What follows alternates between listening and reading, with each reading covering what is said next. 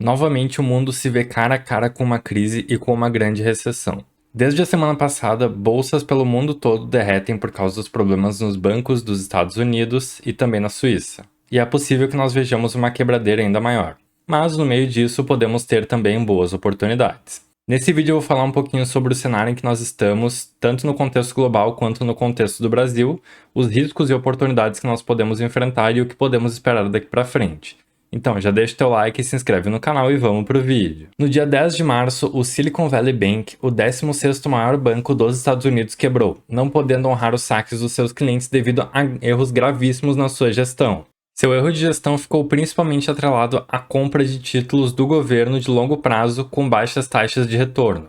E com o aumento da taxa de juros nos Estados Unidos, o banco ficou sem dinheiro para honrar os saques dos seus clientes. Temendo com que o problema se espalhasse para outros bancos, o Fed rapidamente agiu, prometendo injetar liquidez nos bancos dos Estados Unidos para evitar que eles também quebrassem, e com isso evitando então uma corrida aos bancos para que os clientes buscassem sacar o seu dinheiro imediatamente. Tudo isso acabou levantando novamente a discussão de que o Fed teria então aumentado demais os seus juros e com isso tivesse complicado demais a economia dos Estados Unidos. O que acontece normalmente, pessoal, é que quando um banco grande quebra e os clientes de outros bancos observam que aquele mesmo problema pode acontecer com o seu banco, eles optam por rapidamente retirar todo o seu dinheiro e manter para si. Como os bancos trabalham com reserva fracionária, ou seja, eles nunca têm todo o dinheiro que os seus clientes já depositaram, eles não conseguem honrar todos os saques e acabam quebrando também, gerando uma derrubada generalizada do mercado e de todos os bancos que estão relacionados. Alguns dias depois, o Credit Suisse, que é um dos maiores bancos da Suíça e também do mundo, passou por um problema semelhante, mas nesse caso o nível era completamente diferente justamente pelo seu tamanho. O Credit Suisse, que já atuava desde cerca de 1850 no mercado global, poderia então derrubar as economias globais justamente pelo seu tamanho. Com isso, então, tanto o governo da Suíça quanto o UBS, que é também um dos maiores bancos da Suíça, decidiram por salvar o banco. Com isso, buscando acalmar o mercado global, tanto o UBS quanto o governo da Suíça fizeram um resgate ao Credit Suisse, pagando então 3 bilhões de francos suíços para a aquisição do banco e buscando uma reestruturação dele nos próximos anos. Mesmo com o salvamento desses bancos, um cenário de incerteza paira sobre todo mundo em relação ao setor bancário. Então, com isso, é bem provável que os governos de todo mundo voltem a injetar liquidez nas suas economias, mesmo que isso venha a gerar mais inflação. Vamos dar uma olhada agora em alguns indicativos que mostram o que vem acontecendo então com a taxa de juros dos Estados Unidos e o que podemos esperar. Então, só para vocês terem uma ideia, pessoal, desde o ano de 2008 até o ano de 2015, o governo dos Estados Unidos manteve a taxa básica de juros em 0,50%, então juros baixíssimos, era possível tomar dívida nos Estados Unidos a praticamente custo zero. E aí, no começo da pandemia, nós tivemos então novamente uma redução da taxa de juros que ficou em 0,25 e se manteve nesse patamar até o meio do ano de 2022. E aí, por todas aquelas questões da pandemia, o governo dos Estados Unidos optou por auxiliar sua população com um tipo de renda extra para poder manter a saúde de todos.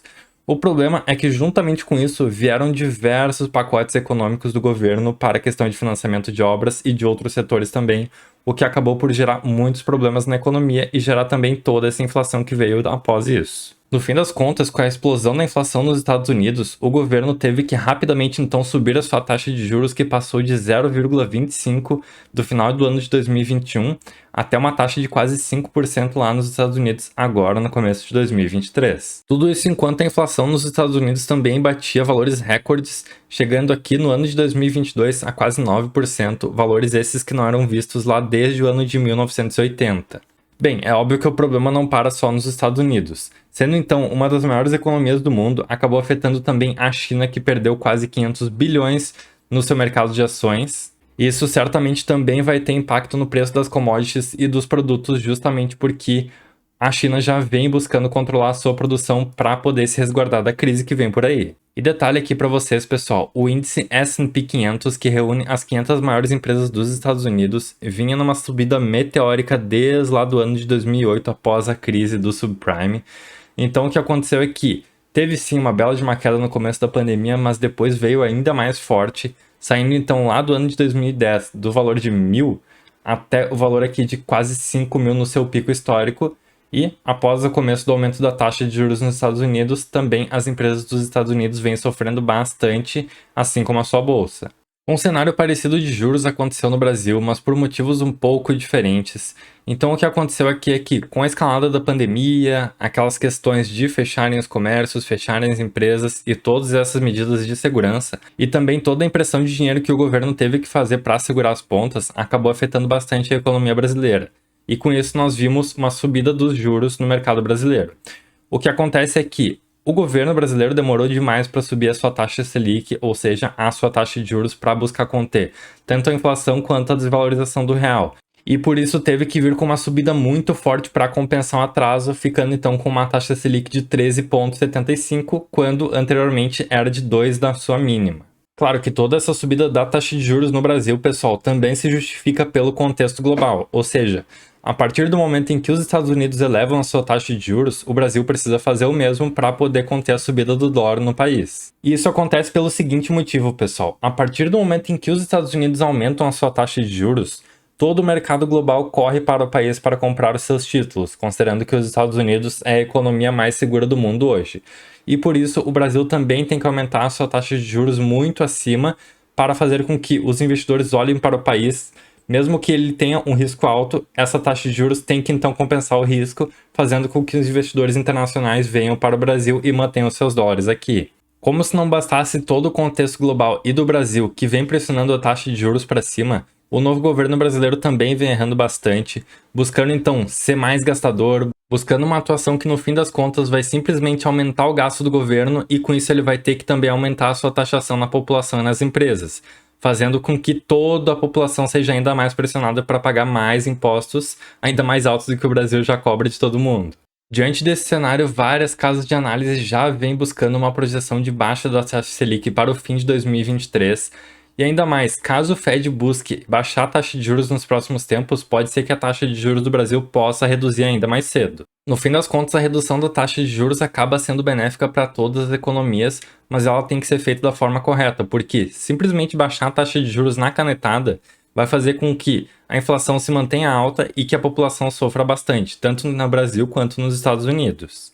E uma curiosidade aqui, pessoal, frente a todo esse cenário de incerteza, o Bitcoin explode. Então ele passou aí dos 20 mil dólares de poucos dias atrás para 28 mil dólares, subindo mais de 40%. E tudo isso acontece justamente pela resiliência da moeda à questão financeira global e porque ela foi feita justamente para fugir de todos esses controles estatais e todas essas injeções de liquidez que no fim das contas acabam prejudicando e tornando a economia algo bastante volátil. Bom, resumão do cenário global então, pessoal, o que nós temos pela nossa frente? Um cenário de crise vindo aí, então bancos com bastante incerteza, bancos ainda que podem precisar da ajuda do governo, mas é bem provável que os governos internacionais vão interferir nos bancos e vão injetar liquidez, ou seja, vão fazer empréstimos baratos para que esses bancos consigam se manter de pé. O problema é que no fim das contas isso pode estar simplesmente adiando uma crise que é inevitável, então mesmo que os governos globais segurem a economia hoje, pode ser que daqui a alguns anos tudo quebre de novo e eles tenham que injetar ainda mais liquidez, aumentando ainda mais a inflação e aumentando ainda mais os problemas para toda a população. Então fica aí, de se colocar na balança o que é melhor, se é deixar alguns bancos quebrarem hoje para que no futuro a crise não seja ainda pior. Bom, em relação ao cenário brasileiro, pessoal, nós provavelmente devemos ver uma queda da taxa de juros caso os Estados Unidos reduzam a sua também, justamente porque a taxa de juros dos Estados Unidos pressiona bastante a brasileira. E sobre os bancos, eu não vejo a necessidade de preocupação com os bancos brasileiros nesse momento, justamente porque a regulação no Brasil é muito mais forte e esses bancos têm que ter muito mais garantias para se manterem atuando no mercado brasileiro. Outro ponto de atenção, pessoal, é em relação aos bancos digitais. Então, por exemplo, o Nubank se pronunciou esses dias dizendo que não tinha exposição no Silicon Valley Bank, enquanto que várias outras empresas tinham exposição a esse banco e podem acabar perdendo bastante dinheiro. Mas a gente tem que ficar ligado, se vocês tiverem conta em algum banco digital, procurem se informar se esse banco tinha exposição aí ao Silicon Valley Bank ou a alguns outros bancos que quebraram e se eles podem ser afetados. E outro detalhe é que com a recuperação da economia brasileira e das economias global e a redução da taxa de juros, nós podemos ver os bancos que hoje estão muito descontados, tanto no Brasil quanto nos Estados Unidos, subindo bastante forte. Então nós vimos nos últimos dias bancos como o Bradesco, bancos aí como o Banco do Brasil também despencando, pessoal. O Banco do Brasil aí tinha atingido um valor próximo dos R$ 42 e chegou agora em R$ 37, então tá bem descontado. Também o Bradesco aí estava no valor aí próximo dos R$ 16 e veio numa bela de uma queda, justamente pela questão aí da economia brasileira e também da economia global, e chegou aqui próximo do seu fundo, perto então de R$ 11,60. Então é sempre importante lembrar, pessoal, que ao som dos canhões geralmente é aí o melhor momento para se comprar ações e ativos e levar para o longo prazo.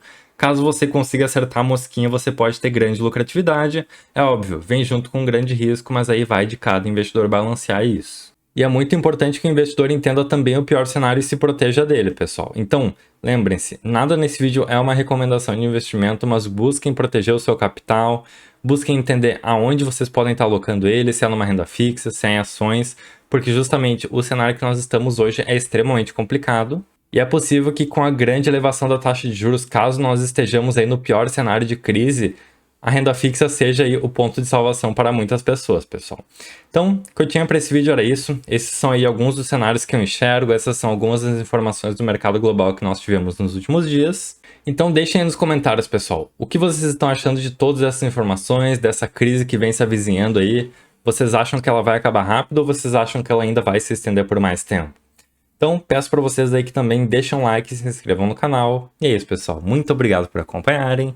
Um abraço para todo mundo. Tchau, tchau.